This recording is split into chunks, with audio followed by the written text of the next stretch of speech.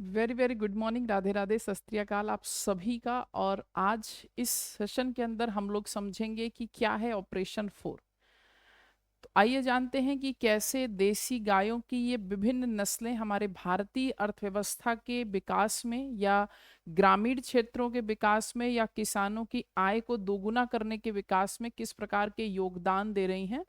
और कैसे उत्तर प्रदेश सरकार इस योजना के माध्यम से या इस ऑपरेशन 4 के माध्यम से हमारी देसी नस्लों को और ज़्यादा प्रोत्साहित कर रही है ताकि लोग ज़्यादा से ज़्यादा इन नस्लों का प्रयोग करें और दूध के उत्पादन में वृद्धि लाई जा सके। तो आइए सबसे पहले हम लोग जानते हैं कि अगर हम बात करते हैं ऑपरेशन 4, तो अन्य ऑपरेशन की तरह इस ऑपरेशन का सीधा संबंध किसी विशेष प्रकार के अभियान से या किसी विशेष प्रकार के टारगेट से नहीं है। यहाँ पर ये ऑपरेशन 4 नाम खासतौर पर हमारे उत्तर प्रदेश में संचालित की जाने वाली विभिन्न योजनाओं के क्रियान्वयन से है, या विभिन्न योजनाओं के माध्यम से हम उत्तर प्रदेश में या भारत में पाई जाने वाली देसी नस्ल की गायों को और ज़्यादा प्रोत्साहित करते हुए उनके उनके माध्यम से डेयरी यूनिट्स की स्थापना या हम दूध के उत्पादन में और ज़्यादा वृद्धि करना चाहते हैं, जिससे हम ग्रामीण क्षेत्रों के अर्थव्यवस्था के विकास में या ग्रामीण क्षेत्रों में रह रहे किसानों की आय में वृद्धि लाई जा सके। तो सबसे पहले हम जानते हैं कि इस योजना को नाम क्यों दिया गया है ऑपरेशन 4। तो अगर हम लोग बात करते हैं तो ऑपरेशन 4 के माध्यम से हम लोग अलग अलग 4 योजनाओं पर चर्चा करेंगे, और उन 4 योजनाओं में हमारे यहाँ सिंधी, गंगातीरी, साहीवाल और गिर जैसी गायों की जो नस्लें पाई जाती हैं भारत में, उनके जो है उत्पादन पर फोकस किया जाएगा। अगर हम यहाँ पर बात करते हैं तो हमारे भारत में पाई जाने वाली 2 महत्वपूर्ण जो गाय की नस्ल हैं जिन पर सबसे ज्यादा लोग फोकस कर रहे हैं, उसमें से एक नस्ल है जिसको हम लोग साहीवाल गाय के नाम से जानते हैं, और एक नस्ल है जिसको हम लोग गिर गाय की नस्ल के नाम से जानते हैं। वैसे तो देखने में आपको दोनों लगभग एक जैसी दिख रही हैं, बशर्ते कि दोनों में अंतर इतना है कि अगर हम गिर नस्ल की बात करते हैं तो ये लगभग 15 से 20 लीटर रोजाना दूध का उत्पादन करने की क्षमता दे रखती है, जबकि अगर हम साहीवाल की बात करते हैं तो ये रोजाना 10 से 16 लीटर तक का दूध प्रोड्यूस करती है। दोनों ही गायों की नस्ल आपके लिए बहुत इंपॉर्टेंट इसलिए बन जाती है क्योंकि ये एक तो पहली बात देसी गाय की नस्ल है, तो इनका प्रोडक्शन भी, मिल्क प्रोडक्शन भी ज़्यादा है, साथ में इनके अंदर डिजीज रेजिस्टेंस पाया जाता है जिससे ये अलग अलग रोगों से लड़ने की क्षमता रखती हैं। और ये नस्ल आपको भारी मात्रा में हमारे भारत के अलग अलग राज्यों में देखने को मिलेंगी, जिसमें से हमारा एक राज्य अपना उत्तर प्रदेश भी है।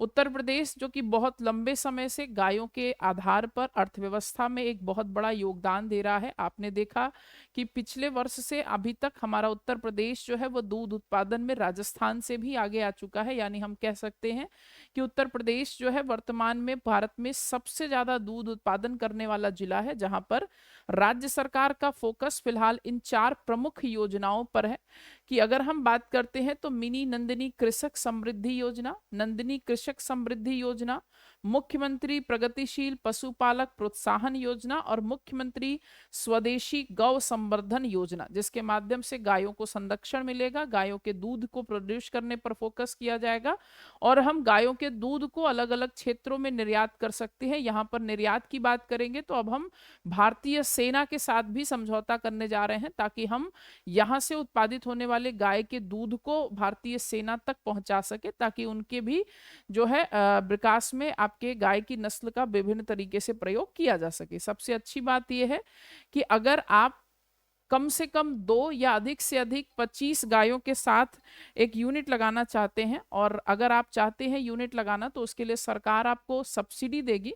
सब्सिडी जो है वो 50% तक की हो सकती है, जिसमें से 35%, मान लीजिए कि अगर आप जो भी यूनिट लगा रहे हैं उसका जो खर्च आ रहा है उस खर्च का 50% आपको राज्य सरकार सब्सिडी के तौर पर देगी। 35% आप बैंक से लोन के रूप में भी ले सकते हैं, सस्ते दर पर आपको लोन उपलब्ध कराया जाएगा, और 15% लाभार्थी को अपने पास से लगाना होगा। यानी आप ये कह सकते हैं कि आपके लिए अच्छी बात ये इसलिए है क्योंकि सरकार आपको यहाँ पर सब्सिडी दे रही है ताकि आपको बहुत ज्यादा बर्डन भी ना हो और आप ऐसी नस्ल के साथ अपनी यूनिट्स को एस्टेब्लिश कर पाए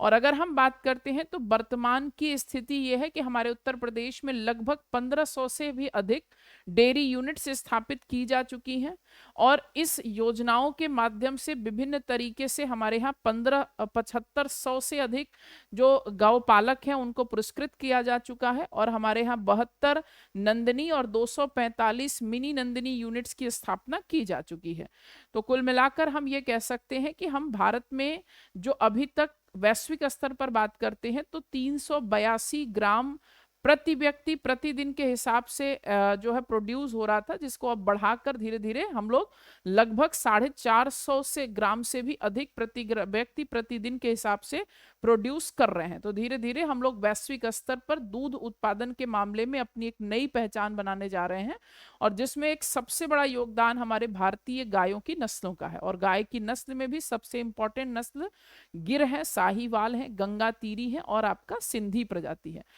अगर हम बात करते हैं कि हमारे भारत में राष्ट्रीय दुग्ध विकास बोर्ड, जो कि आपका 1965 में गुजरात के आनंद नाम के शहर में स्थापित किया गया था, जिसके बारे में आप सभी लोगों ने पढ़ा होगा कि अगर हम इसके पहले निदेशक की बात करते हैं तो डॉक्टर वर्गीस कुरियन, जिनको हम श्वेत क्रांति का जनक भी कहते हैं, इसके पहले महानिदेशक बनाए गए थे। और आज भी यह दुग्ध